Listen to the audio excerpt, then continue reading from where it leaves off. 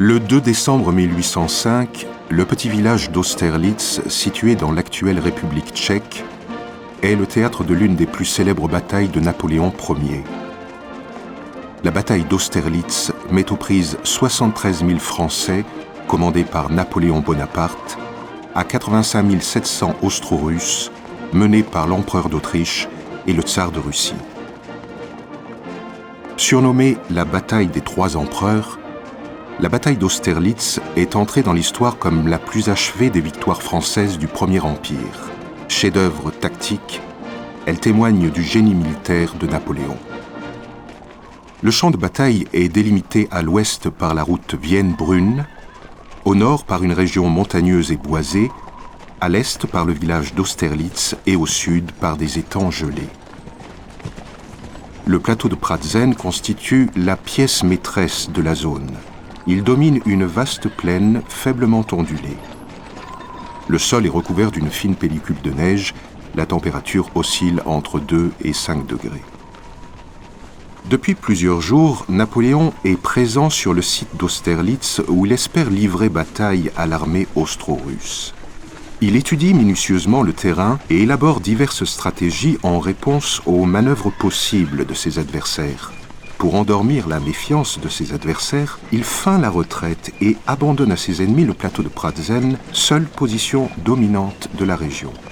À la veille de la bataille, Napoléon n'a pas terminé la concentration de ses troupes. Le corps de Davout est en route pour rallier le gros des forces françaises. À aucun moment, les Alliés ne pensent à une bataille décisive. Ils sont persuadés que Napoléon fait retraite. Le plan de bataille allié prévoit de contenir l'aile gauche française, tandis que la majeure partie de l'armée austro-russe attaquera au sud du plateau de Pratzen le flanc droit dégarni des Français. L'objectif est de prendre les Français dans un mouvement tournant et de leur couper la retraite sur Vienne. L'offensive des Austro-Russes commence. À l'aube, des escarmouches éclatent au sud du plateau de Pratzen. Les premiers contingents des soldats alliés descendent le plateau de Pratzen et se lancent à l'assaut de Telnitz et de Sokolnitz. En infériorité numérique, les Français sont contraints au repli. Napoléon devine la manœuvre des Alliés et établit son plan de bataille. Son génie consiste à laisser l'ennemi prendre l'offensive au sud pour le surprendre par une violente contre-attaque contre le plateau de Pratzen. À 9 heures, les Alliés ont dégarni le centre de leur dispositif pour se concentrer au sud du plateau. Napoléon ordonne à Soult de lancer l'attaque décisive. La surprise est totale chez les Russes. La colonne de Miloradovitch est assaillie.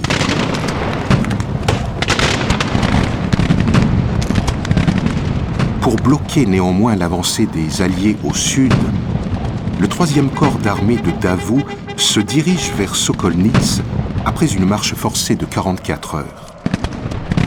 Une bataille acharnée s'ensuit, au corps à corps, maison par maison.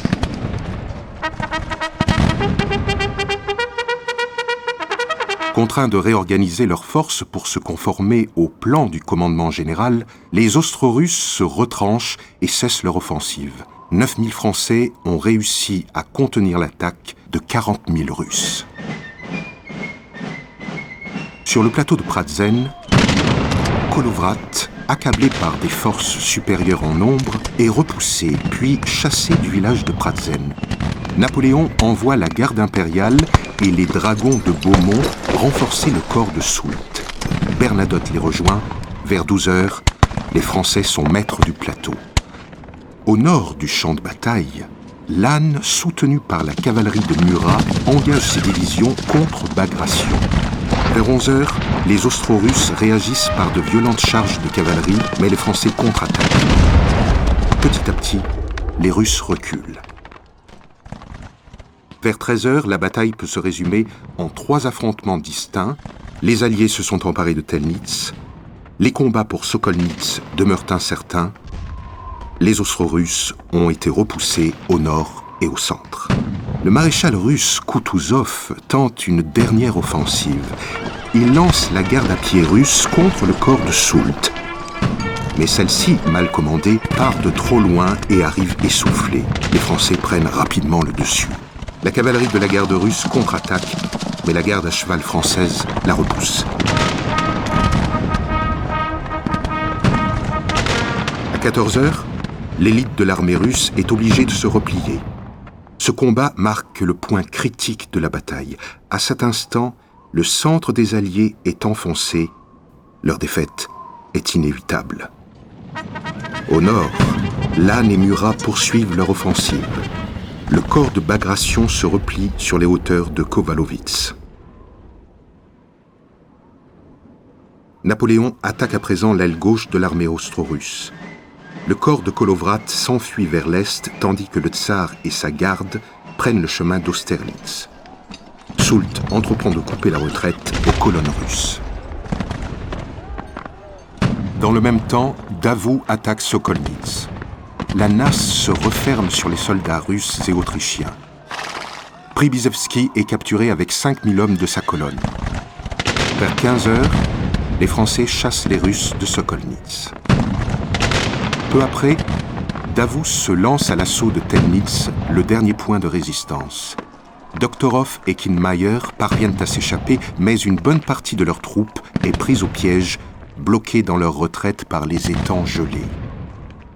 Le corps de Soult pilonne les Russes situés au pied du plateau.